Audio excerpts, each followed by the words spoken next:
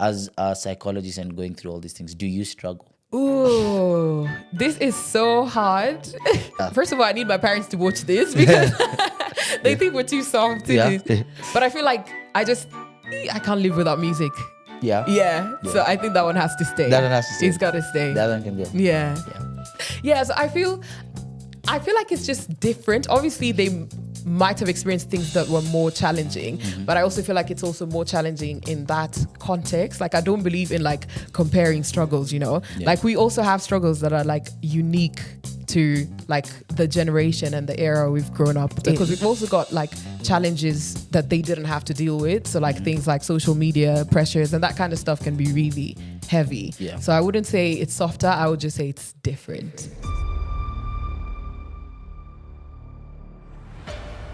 Screaming kumbaya for the Lord we praise. Ooh la la, it's a brand new day. Hello guys, and welcome to another episode of the Just to Kick It Is a Blessing podcast. Welcome to the podcast where it's all about time, where we teach, inspire, motivate, and entertain through the art of storytelling. Today, I have a special guest in studio with me. So without further ado, I will let her introduce herself. Hey guys, I go by the name of Wafa Arman, aka the Musical Psychologist. Yes. So, who is Wafa? Before we get to the conversation of the day. I feel like Wafa is like a cocktail of a lot of different things. Yes. So I'm an artist. I'm a psychologist, currently doing my doctorate, and I've also recently started presenting on the radio. Wow. Yeah. So you said you're just doing your doctorate. What are you doing a doctorate in? It's in clinical psychology. Okay. Yeah. Okay. You said the musical psychologist. So you've chosen to do two things. What was the inspiration between doing two things? And do you believe that people should focus on only doing one thing? And how's your journey been with that? Yeah. So I feel like the inspiration has been like, I'm the kind of person who's always had like my hands in loads of different pots, and I get bored easily. Like, I can't just be doing one thing at a time. So I think growing up, I had a lot of interest in like the creative side of things, and that eventually went into like music. But I was also very passionate about psychology and just understanding how people's like brains work, what causes people to be the way they are. So I just felt like I couldn't leave one or the other. So I decided to just do both of them at the same time. Okay. So undergrad, master's, and now doctorate. Yeah. What was the thinking behind that? Listen, I don't know if there was much thinking before that, but when I was qualified up to masters, like in the UK, you can't practice as a full-on like qualified clinical psychologist if you don't have a doctorate. Wow. So when I had the masters, I was working as an assistant psychologist. So in order to like progress, I'd need to do the doctorate. Otherwise you will not catch me doing a doctorate. But it's crazy because at such a young age, to be called Dr. Someone is crazy. How's the journey been? It's been a roller coaster. I can't lie. Obviously there's been the ups, but it's also like it's really intense. Like because with the doctorate as well, it's like you're working at the same time as doing the doctorate, and then you're also doing research. So it's like you have so many things to do, and then on top of that, there's like the music. So it's been intense, but really, really good. Like I don't see myself doing something else. Well, yeah. You said you recently started doing a music show. Tell us about the music show, because I've been seeing it around. Oh, nice. Maybe you could tell us more about it. So it's called the Armani Way, and it's a radio show on this new radio called Native Radio. Yes. And it's just a show where I mostly do interviews with mostly creatives. And we just talk about different topics. And play mostly African music, a lot of East African music. So that's what it's about. What do you think the idea or the passion was behind that? Yeah, the show? Yeah. I think I'm really passionate about like African music, Kenyan music, East African music. I think that was my thinking behind it. Like, I want to speak to different people from these places and just share like their journeys, and maybe it might inspire someone. And then just playing East African music. Yeah. you said it's on native radio. How did you get a chance to be on radio, you know? Oh. Like there's so many people with ideas for radio, but don't get to radio. Yeah. So how did you get to radio? Yeah, you know what? This is one of those things, you know, I can't remember the quote, but I feel like people say about like following your passions until they start following you. Yeah. Something like that. Yeah. So funnily enough, with the radio, it was, I had an interview, like I was a guest, like as an artist. Yeah. And then the interviewer hit me up later and he was like, yo, we're starting a new radio and I'm actually looking for presenters and I think you'd fit. Yeah, and we just talked about it. And radio is one of those things I was like, I want to do it eventually at some point in my life. Yeah. So it just came about and we went with it. No, that's quite interesting, you know, to just have, like what you said is if you follow your dreams, eventually they follow you. Yeah, literally.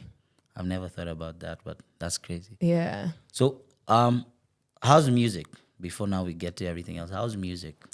Music is good. It's going so well. I feel like this year has been so good. I started the year and I was like, this is going to be my ROI year. Yeah. And I feel like all the work I've put in the past years, like with the music, it's all coming back now. Yeah. You recently had a performance that I saw. What was that about, you know? Yeah, so that was, it's this night called Nairobi Night in the UK. And it's essentially curating like a night that's pretty much like Nairobi, but in the UK. So you've got like a lineup of just Kenyan artists, Kenyan DJs. And we had MC Gogo and DJ Daffy. Why have I lost the word? Headlining. Yes, headlining the show. So that was the last show I recently did in the beginning of December. Yeah. Any other show that you've done this year that has stood out to you? So the first Nairobi night was actually in July. Yes. Yeah, that was a really good show. I really enjoyed that. Yeah. Any other show this year? Yes, okay. I was working with National Theatre Wales, like alongside this musical they're doing towards like the beginning of the year. Yeah, and I think I really loved that show. So it was like a project where we worked for a couple of months doing like different workshops with different artists and the writers for the musical. And then eventually you have to write a song and then perform it at 2 of the shows. Yeah, I really, really enjoyed those performances. How do you balance this musician, studying doctorate, working, composing, and I'm sure you still have a social life? How are you balancing all of this? Yo. With 24 hours in a day, how you... Trust me, it's wild. It's wild. Sometimes I'm even like, why am I paying rent? This is like storage space because it's like back to back, honestly. Yeah. Yeah. So yeah, I think I try to be very structured and organized with my time. So I know like at this time I need to get this done. This weekend I'm doing this. Yeah. So it takes a lot of planning and structure, but it can be a lot at times, to be honest. Yeah. Yeah, because I'm like, hey, first of all, I know a doctorate is so demanding. Yo, yeah. And then now you're telling me music and all these things. It's crazy. Yeah. Yeah. Your show, is it daily or how does it work? Because now that's also another demanding thing. Ooh, yeah, definitely. And funnily enough, when I started with them, I was like, I don't want to overpromise and underdeliver. Yeah. So let's just start with a show every 2 weeks. Yeah. Yeah. So so at the moment it's just every 2 weeks a new show. So that means I only go in once a month to pre-record and then we release them as the time comes. Yeah. Yeah. I know as much as you said you plan and everything, Yeah. there's challenges. Oh, yeah. What challenges are you facing trying to juggle all of these Ooh, things?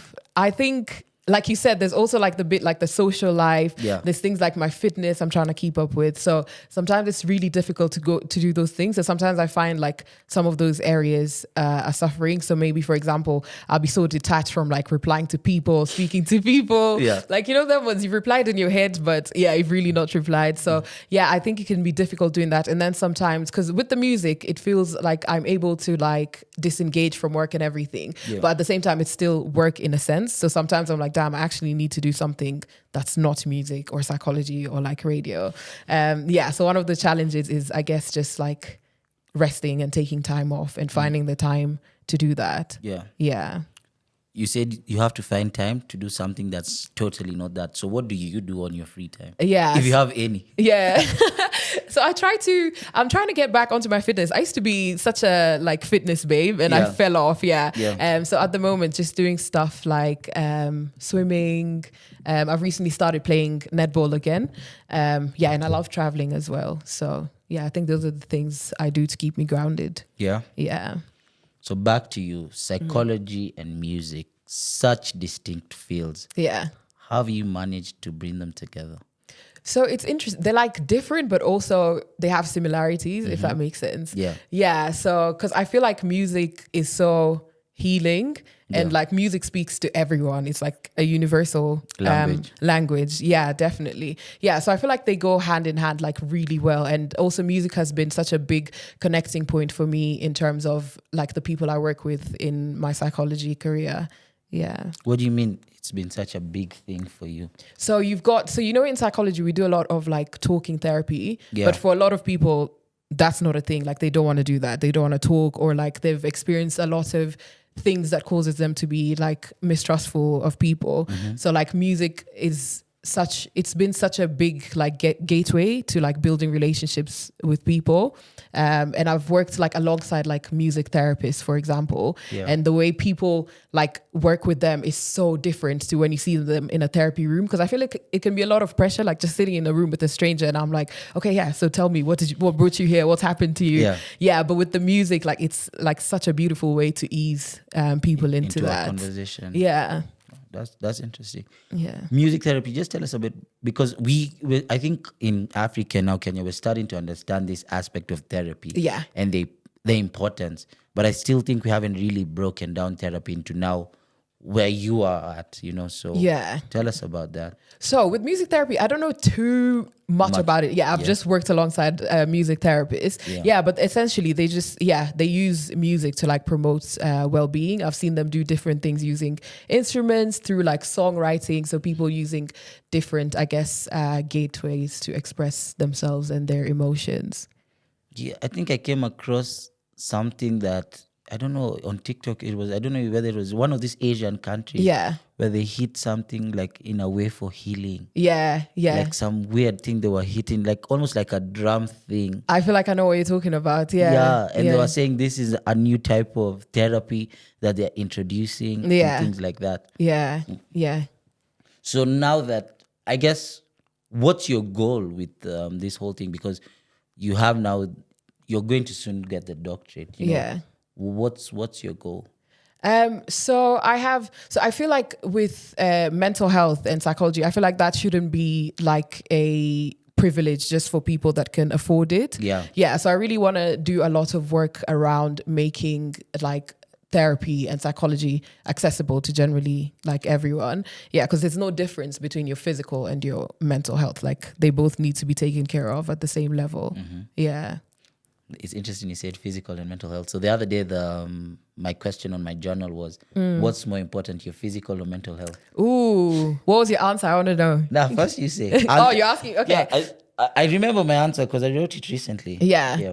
So I feel, and this is going to be such a psychologist answer, but like I don't feel like you can separate the two. Okay. They're both like very connected. Yeah. So if there's something going on with your physical health, it's most likely going to impact your mental health. Yeah. And sometimes when you're struggling with your mental health, it might come through physically. Yeah. So I feel like they're both equally as important. And it's similar what I wrote too. Yeah. Yeah, they're tied. Yeah. You can't untie them because exactly. Once you're suffering mentally, it shows up physically. For sure. Yeah. And once you're suffering physically, it affects you mentally. Absolutely. Yeah. So I couldn't say any that's more important, but me, I'm also someone who believes in, I think my brain is my greatest asset. So I feel like mentally for me is a bit whatever. I feel see, like physically we could deal with that. Yeah. I feel like mentally. Yeah. Do you over there, I think the systems are more like developed and everything. Do you see opportunity in bringing some of those things there now that you've gone all that way? Yeah, for sure. I'm currently working for the National Health Service there. Okay. Yeah, and I feel like there's so much that I've learned, and there's so much more I'm going to learn as I continue working with them that I feel can definitely be applied here. Yeah. Especially with there's a lot of I'm more in line with community psychology, principles, which has a lot to do with the social aspects of being and healing through community. So I feel like a lot of that can be applied and would work really well here. Yeah. Why do you think, or what have you seen about the relationship between men and mental health? Because when we look at the numbers, men seem to be suffering drastically. Yeah. Oh, it's a lot. So I feel like so I used to work in a men's only like psychiatric hospital. Okay. Yeah. And what I noticed with that, a lot of them, they had experienced a lot of trauma. But then it's like, because I was working in a forensic service, a lot of them didn't have like a consistent history of like crime or anything like that. It's like it felt like it was something that was held in for a long time, and it built up, and then suddenly it spills out. Yeah, and I feel like that's as a result of either not having like avenues to express themselves emotionally or mentally, and then also like as society, I feel like we have a lot of like there's a lot of norms we've grown up around what it's like to be like a real man and expressing yourself and that sort of thing. So I feel like all of that like comes into play. Yeah. So we see it's a big problem at hand. You know, I think recently we were doing some research as we dropped the video on men and mental health. And Yeah. so I think 7 out of 10 suicides committed in Kenya Yeah. are committed by men. Wow. Yeah. So for you in that space, what do you think that we could do to drastically reduce this number? Yeah. Yeah. So I think what you're doing is amazing, like actually talking about it and seeing men talking about it. I think that's really important. Like, I think we need to normalize those conversations, like where men can just be like, I'm not okay. Yeah. And we can talk about it and that's fine. Yeah. So I think normalizing it, I think spaces like in the community, whether that's like groups where people can meet up at certain times or like a hub where people can go to meet, to interact with other people. Yeah, I feel like a lot of it needs to come from normalizing, and even from our day-to-day, like how we speak about mental health and that sort of thing, and just creating safe spaces for people to be able to express themselves. Have you seen an example of any other spaces out there? Yeah. You know? Because I think I've looked here for such spaces. Yeah. Maybe I've not been too successful, or maybe I've not looked hard enough. Yeah. But yeah, I'm really trying to understand that space and, you know, break the stigma around it. Yeah, for sure. Yeah, so I'm thinking back to like at work, sometimes there's different groups that are catered directly for men. Yeah. So like at work, we used to have a reflection space for just male staff. Yeah, so I guess creating things like that, like a group where people could attend and just share different experiences. And I guess that's part of also normalizing, because if you come and someone's saying something that you've experienced and you're like, oh, it's actually not just me. And yeah, just sharing how people navigated different things. Yeah. In your research, have you done research based on like maybe our parents growing up and us growing up? Yeah. And do you think we've grown up a little bit too soft? Oh, so I've not actually researched that. Yeah. But, you know, I'm inclined. I think actually today you're the best person to have on this question, 'cause I think I have so many questions around this. Yeah. First of all, I need my parents to watch this because they think we're too soft to this. Yeah. So I feel like it's just different. Obviously, they might have experienced things that were more challenging, but I also feel like it's also more challenging in that context. Like, I don't believe in like comparing struggles, you know, like we also have struggles that are like unique to like the generation and the era we've grown up in. So I don't think I would say it's softer, because we've also got like challenges that they didn't have to deal with. So like things like social media pressures and that kind of stuff can be really heavy. Yeah. So I wouldn't say it's softer. I would just say it's different. It's different. Yeah. Do you think we have less perseverance than our parents? Oh, I don't know, you know. So I'm just thinking about, because there's this thing about like, there's this thing called like Maslow's hierarchy of needs. Yeah, you know it, right? Yes. Yeah, so I feel like for a lot of our parents, they were maybe at the bottom where they're focused on like survival, providing safety. Basic needs. Yeah, basic needs, exactly. Yeah, whereas we've been brought up in an era where a lot of that has been sorted. So like we're kind of looking towards like self-actualization, and we can... Esteem. I think yes, esteem is the big one that most of us look for. And that's where social media comes. Yeah, it's such a big part in it. Yeah. Wow. Yeah. You really opened my eyes, because what you're saying is right. You see, like their fight was basic and whatever. Yeah. Ours is now more self-esteem and social. Exactly. So trying to fit in and trying to feel chaos. Yeah. So maybe to the parents listening to this, we're all fighting the same battle. It's It just is. in a different context. Exactly. We're all soldiers. Okay. No.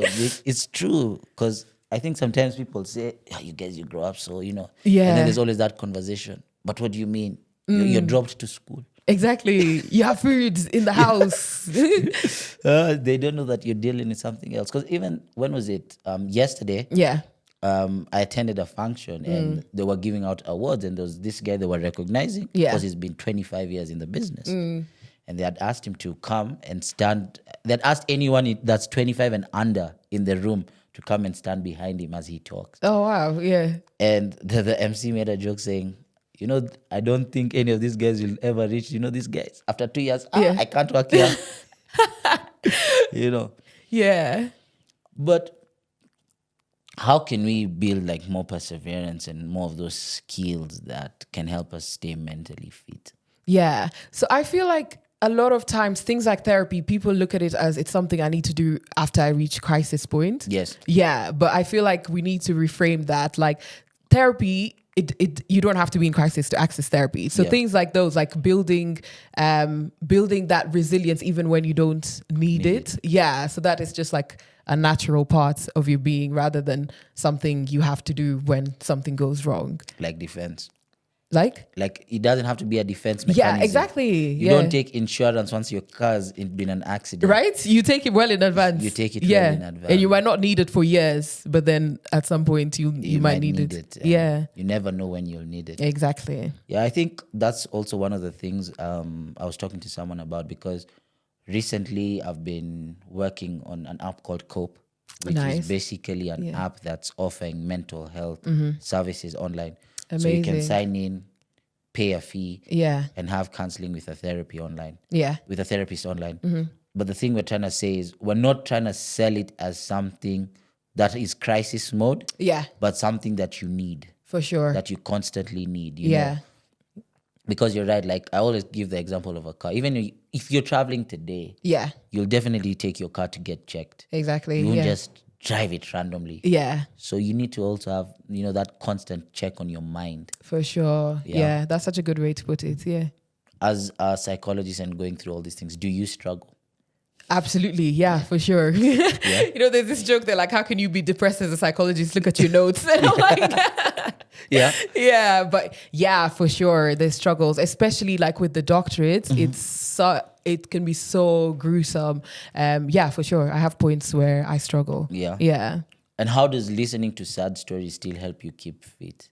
Or like during work. Yeah, because Yeah. like me, I've said it enough times on this podcast. Me, Yeah. I'm an emotional guy. Sometimes I watch a movie and I'm like, damn. Yeah, trust me. I felt the guy's Yeah. pain, or that shouldn't have happened to you. For real. Yeah. Yeah. Yeah, I think it's interesting. There's certain things that connect with you more than others. And maybe it's because of past experiences or just different things.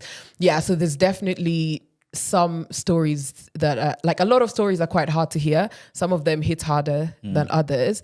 But with like psychology, we have weekly supervision with someone that's like more experienced and higher than you. Yeah, so we've got like a space where you can take that. Yeah, and then music as well, I think for me is a big part for me to like disengage from that, because sometimes you can go home and you're just replaying the stories in your mind and you're like, damn, like why is this happening? Yeah, it can, like you definitely have days where it's just like you're trying to figure out why does this happen to certain people. Yeah, so it can be really hard, but then yeah, you have to have your different ways of like coping and disengaging from that. Yeah, because I can just imagine how it is for you. Because for me, like sometimes some people reach out to me on social media. Yeah. And I'll always take my time to reply, because by the time you've been vulnerable enough to share with me your story, Yeah. like the least I can do is reply and try and understand and try and help as much as I could. So a while back, maybe a year or two back, there's this girl that used to just randomly, she texted me, I shared without my number, but randomly used to call me, and Yeah. her father used to abuse her. Oh, yeah. So she'd call me, she's like, he's coming to the room, and like it would break my heart, but Damn, yeah. I didn't know what to do. Yeah. And I think for like 6 months it affected me, because I'm like, how do you deal with that? Yeah. And it keeps replaying. You can hear the banging of the door. You Yeah. can hear her screaming. And I'm just like, Now, for you who hears 100 and something of those stories, Yeah. I don't know how you stay sane. Yeah, it's a lot. Damn, and that sounds like a really difficult thing that you like experienced. Yeah.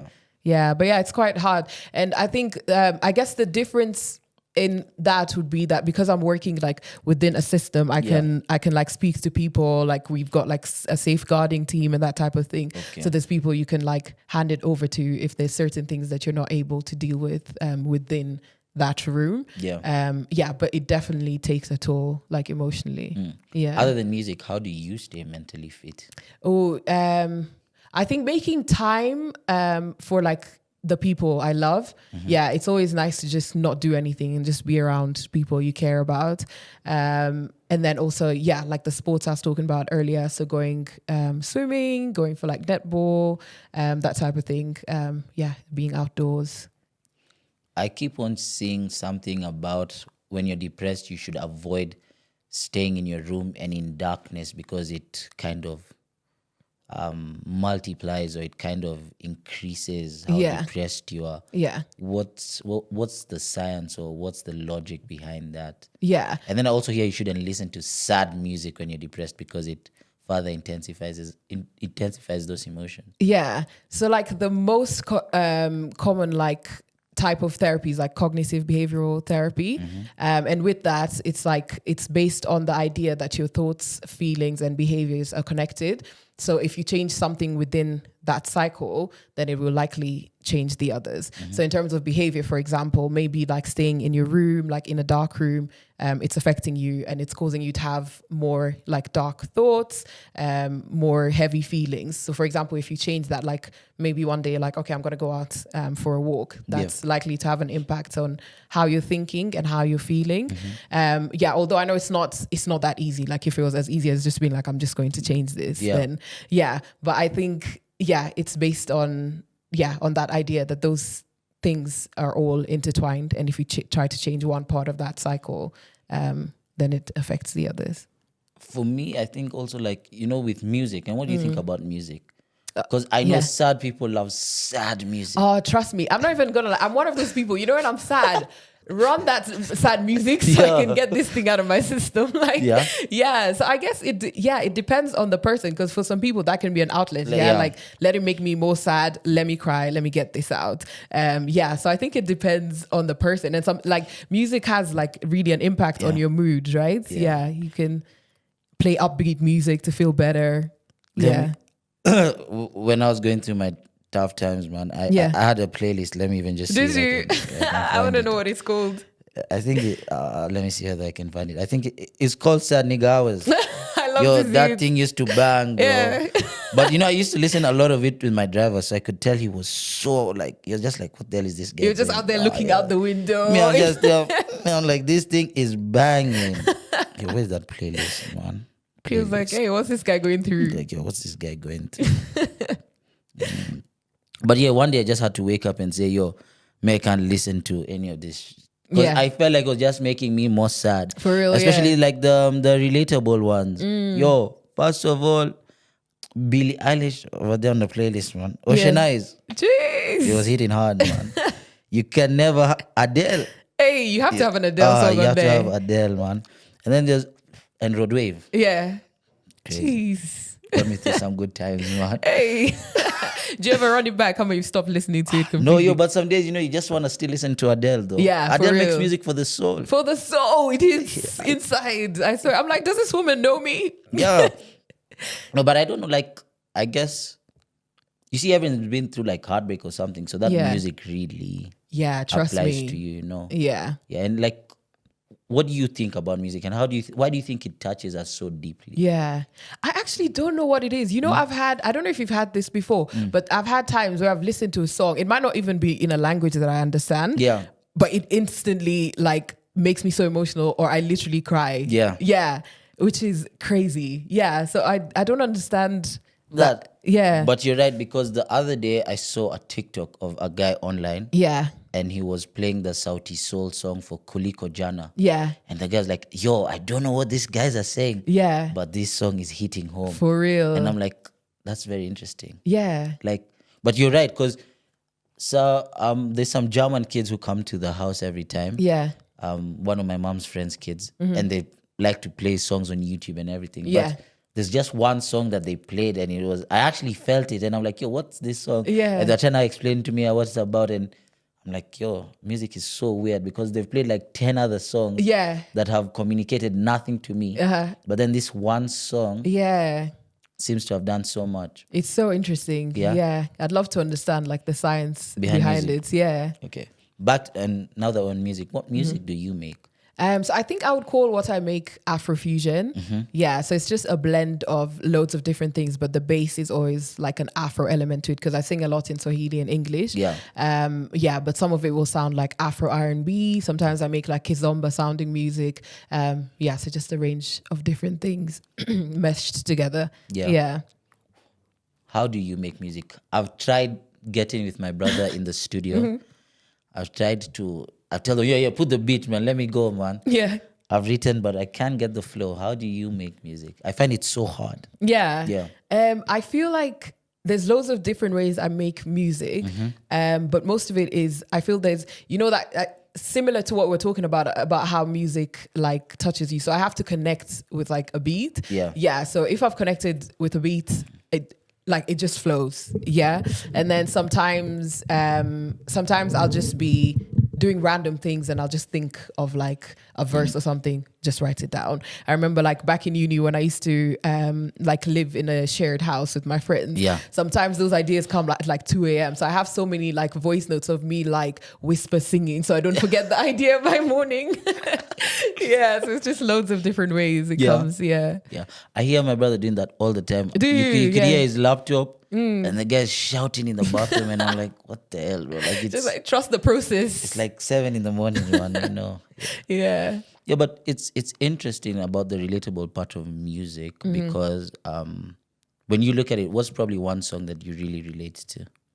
Or what's an artist that you really relate to? Yeah. Of course, other than yourself.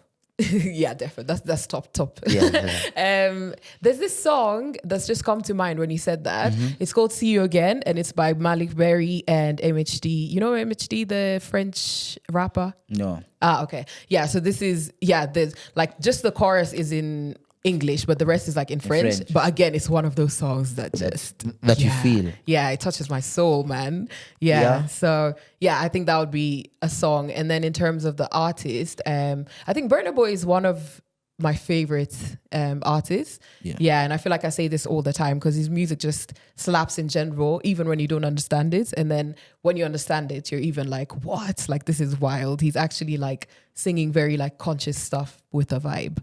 Yeah, no, it's true. Actually, when you listen to his songs, there's so much positivity he's saying behind some of those lyrics. Yeah, for sure.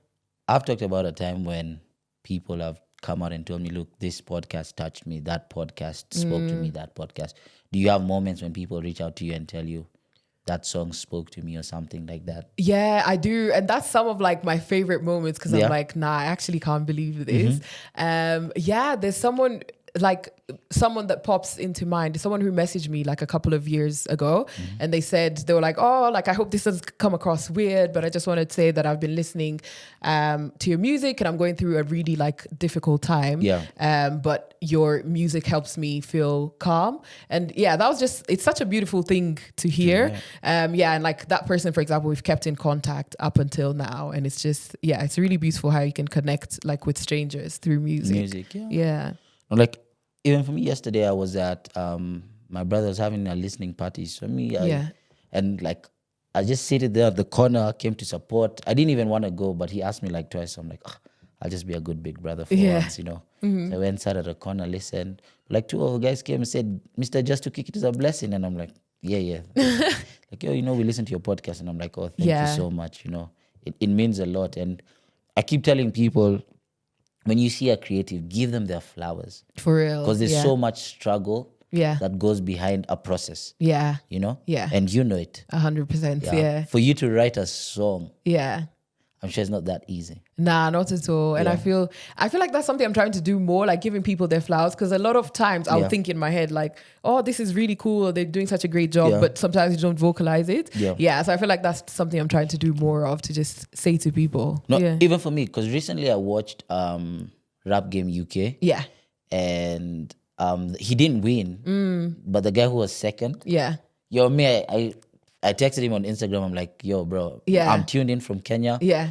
I know you didn't win. Yeah. But all the best, man. I think you're massively talented. Love that. Yeah. Yeah. Because I was like, yo, I think it's important for someone to know those kind of things. You know, it's probably what pushes them, you know? Yeah, for me, I think some of the messages that I get is what helps me, you know, continue with this. Yeah, trust me, because sometimes, especially like in the creative scene, the self-doubt. So it's always nice when you get a random message. Yeah. How do you think your upbringing, culture, and experience has shaped your, you know, your career and your music? So I feel like obviously growing up in Kenya, like being born and raised here, I like culture is really important to me. And then also my family is originally from Sudan. Yeah. So just the combination of those cultures, especially when you're away from home, I feel like it draws me closer, if that makes sense. So like when I'm away, my way of connecting with home is like keeping in touch with the language and that sort of thing. So I think that's why I include a lot of it in my music. And the more I'm away, the more I'm like, damn, we really have like a really beautiful culture and like beautiful language and that sort of thing. So I feel like that's like how I carry a piece of home with me. Yeah. What is there a project you're working on at the moment, or is there something that you've just finished working on? Yeah, so I recently released my debut EP. In September. Is that like 3 months ago? In September. Okay. So just recently dropped that. It's called Ready for Takeoff. Okay. Yeah, it's so 4 songs. Yes. It's all like different vibes. Yeah. Like I said, I do like different things and just put them together. So I think all the 4 songs have very different vibes. Like one of them sounds like Afro and R&B. One of them sounds like a Kizomba song. One of them is like Afrobeats vibes. Yeah. So just. What was the inspiration behind Ready for Takeoff? Oh, so interestingly enough, the name Ready for Takeoff is literally like an Instagram caption. I put like, I don't know, like 2022 or something. Yeah. And I was like, yo, I might use this for a project when I eventually do it. Yeah. And I feel like for a long time, I've slept on myself in terms of like the music and that sort of thing. And so this year I was just like, I'm just ready for it to take off. So I think this is the name I want to give to the project. Yeah. I constantly see you also play guitar. Yeah, I do. Yeah. How's that? It's really good. Like, I love the guitar. And it's also like the fact that it's like an instrument you can carry around to different places. Yeah, I love it. Yeah. I have constantly seen you doing covers. Yeah. On your social media. Yeah. Okay, that's interesting. So, Ready for Takeoff. When's the next album?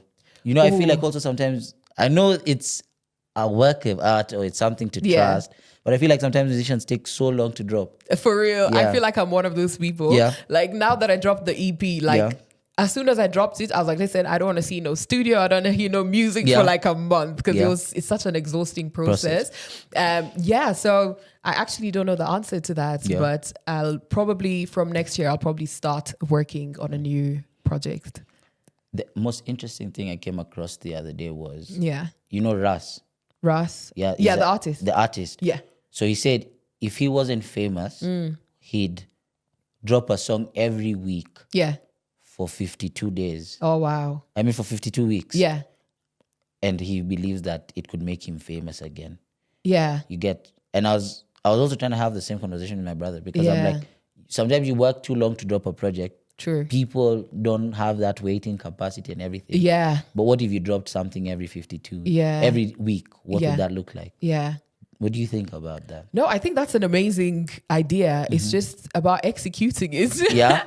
But I agree. Like, and I think one of the biggest thing is consistency. Yeah. Yeah. So that's something I've been trying to do more of this year. But for sure, it's true. Like, and people have short attention spans. Like if I see something today, I don't see you for a month, gone. What's the next thing? Yeah. So it's really important to keep producing like content. Like, I think Tory Lane's probably one of the biggest artists on Spotify. Yeah. I think Tory drops like 4 projects a year or something. It's crazy. And he's still dropping singles and he's still doing features. Yeah. You know, like, Yeah. I'm like, because one song might appeal to even just 10 groups of people. Yeah. And they'll constantly stream it for like a whole month. Literally. Because I also don't understand the music, because for me, I think I'll listen to a song. Yeah. I'll overplay a song for 1 month, then I'm tired of it. Nah, same. I'm like, I don't want to hear this again. Like, yeah. I'm like that as well. The craziest thing is when I was reading about that, someone was like, it's probably linked to like ADHD because it's not giving you that dopamine again that you require. And I'm like, the hell? Yeah. Because like even on the way here, I played the same song 3 times. Yeah. Yeah. Which From song the house was it? here. Some song I found the other day on TikTok. What's it called? I don't even know what it's called. It's these days I've been falling in love with gospel music. No cap. Yeah. Nah, it's nice, isn't it? Yeah. And a lot of like good musicians started in church. Yeah. It's interesting. It's by a guy called MSD, Finding My Way. Nice. I just found it on TikTok. I'm like, yo, I vibe with this song. Yeah. Then like there's a way you can click add on to Apple Music on TikTok. Right. So it goes straight. So that's what I did. Love it. And then it added the song directly to Apple Music. Yeah. What Musical Psychologist, what was the idea behind that? And, you know, how's that been and what's the vision towards that? Yeah. So I think musical psychologist was just me bringing those 2 identities of like being an artist and a psychologist at the same time. And I remember like, I think I thought of it like during my undergrad and I was like, oh my God, I can't wait to get my degree so I can actually call myself the musical psychologist. Yeah. And also I feel like the way I grew up, it was almost like you can't be in a quote unquote serious career and then also be a creative. So I think it's also something that I really wanted to do to show like, no, you don't have to be one thing at a time. Like you can be loads of different things at the same time. Yeah. Yeah. You seem to have taken a very unconventional route. Music, therapy, now radio, and all these different things. What advice would you give to someone that's listening or watching this about such paths? I think for me, the biggest thing, and I feel like I say this all the time, it's about authenticity. Yeah. So I feel like let your values and your passions lead you. Like when that's leading you, like we said earlier, it's like when you chase your dreams or you chase your passions, they end up chasing you. So I feel like things always fall into place when you're going based off of like knowing what you want out of things and just following your values and your passions. So if it's something that you do, if it's something that you're passionate about, like just go for it. Along the way, is there a time you felt unclear of the path? Yeah. Yeah, for sure. There's a lot of times where I thought like, am I actually going to be able to handle like balancing these things, or will I be at the top of my game within these different fields if I'm like stretching myself across the board, or whether I need to just focus on one thing and like be at the top of my game with it. Yeah, so I've definitely had those kind of moments and being in doubt and speaking to different people, reached out to different people who are maybe doing something creative and a different career. And just sort of got advice from them and then decided to go for it. A lot of the people that listen to this, or something that I've seen for people who listen to this, or feedback I've gotten is, Tupac, how do I deal with self-sabotage? You know, that thing. And I think we all go through it. Like there's some days I don't want to sit on this seat anymore. Yeah, I hear you. So what's your advice to someone like that? Yeah. How do they keep pushing? Yeah. So I think what I'd say, first of all, I think that's something that's like part of the human experience. I think we all have moments of self-doubt or feeling like we don't deserve to be where we are. I think a little thing that I do, like it sounds so simple, but then I write down my wins. Like it could just be something small. Like, I don't know, I've hit a certain number of listens on my music this week. So I write those down because in the moments of self-doubt, all these things, you forget about them. Like you forget about all the things you've achieved, what it's taken to get here. Yeah, so just putting down those little things onto a list. And then when I'm feeling low or when I'm feeling, like doubtful about what I'm doing, sometimes I'll just go back to that list and just remind myself like, nah, actually, this is you. Like, I think that's a great point. Yeah. I think every time you feel like you've won something, Yeah. For sure. What did I see? I saw the other day on TikTok again. Yeah. I don't know why I'm always on TikTok, but anyways. Nah, same. So basically, yeah. someone wrote, write 365 things you want. Yeah. Because we're going into a new year, but Yeah. they'll probably listen to this in the new year. Yeah. But write 365 things that you want to happen to you in this year. Yeah. And then at the end of the year, look at how many actually happened for you.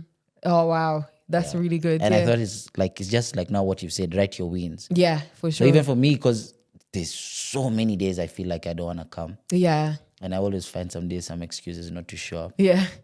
But I think it's a good point to write your wins. Yeah. Yeah. Yes, let's go to the rapid fire section. Ooh, okay. What song always tends to lift your mood? Always lifts my mood. Or recently? Yeah, I think recently. sometimes it changes, it does. Yeah, that's true. Yeah, there's different phases. And I'm like you, like the replaying something for like a month. Yeah, so I think at the moment, I would say there's this song called Jalingo by Tenny. Yeah, that one definitely lifts my mood. Lifts your mood, huh? Yeah. What's an album you listen to from start to finish? No skipping. No skips. I think I would say every Burna Boy album ever. Yeah. Yeah, I listen to that stuff back to back. Yeah? Yeah. No skipping. No skips. No, Yeah. that's crazy. If you could have dinner with one person, either a psychologist or a musician, who would it be and why?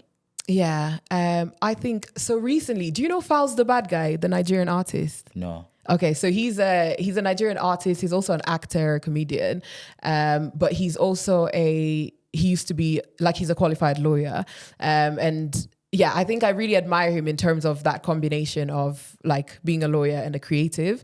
Yeah, and he seems really intelligent from a lot of the podcasts that I've recently been watching that he's done. So yeah, I think that's someone I'd love to have like dinner with and a conversation with. Yeah. Yeah. I know both of them are so tied into your identity. Yeah. And so both of them mean so much to you. Yeah. But if you had to give up one, what would you give up? Ooh, this is so hard. But I feel like I can't live without music. Yeah. Yeah. So I think that one has to stay. That one has to stay. It's got to stay. The other one can go. Yeah. Yeah.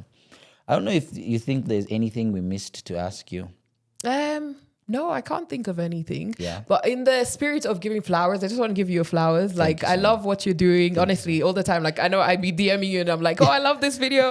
Honestly, it's so beautiful. And I feel like you've always been one of those people who talks openly about like men's mental health. And yeah, I think like what you're doing is really important and it's really beautiful. So keep doing what you're doing. Thank you so much. Yeah. I really appreciate that. Is there anything else you wanted to ask us? No, I don't think good? so. Yeah. And in spirit of giving people their flowers, Uh-huh. I'd like to give flowers to the studio, starting Yes. with Tiffany, who runs it, Yes. Meshach over there, Love it. and Juma, who also edits it. Mm-hmm. I think they've done an amazing job this season. I think the feedback that I've gotten has been amazing. Yeah. And it's crazy because every day it's bringing me closer to the podcast that I think Just to Kick It is a blessing can be. Yeah. Amazing. So thank you guys. Yeah. I really appreciate that. Honestly, like that video that you guys did for the promo for the men's mental health. Yeah. I swear I watched that like 10 times. I was just like, nah, it was done so well, Yeah. honestly. No. Like Yeah. they've really changed the direction of this podcast. And like I was telling you earlier when we were shooting, Yeah. may come, I sit, Yeah. I tell them, yo, you guys do whatever. May have come to deliver the content. I may have done anything about editing. Yeah, trust me. You guys do the work. Yeah. But they've come with such a different eye and I can see it. Yeah. Yeah. Love that. Thank you so much for gracing the podcast. We hope to have you soon once you're a For doctor sure. and Jeez. achieving more great things. When you're dropping another top album, For sure. we'd love to see you. Thank you. Thank you for having me. Thank you. For those of you tuning in from home, thank you so much for tuning in to another episode of the Just to Kick It is a Blessing podcast. Remember that no matter where you are, no matter what you're going through, Just to Kick It is a blessing. Goodbye and see you next week. Brand new day. If a hater come, we are letting him stay. If a demon come for the boom.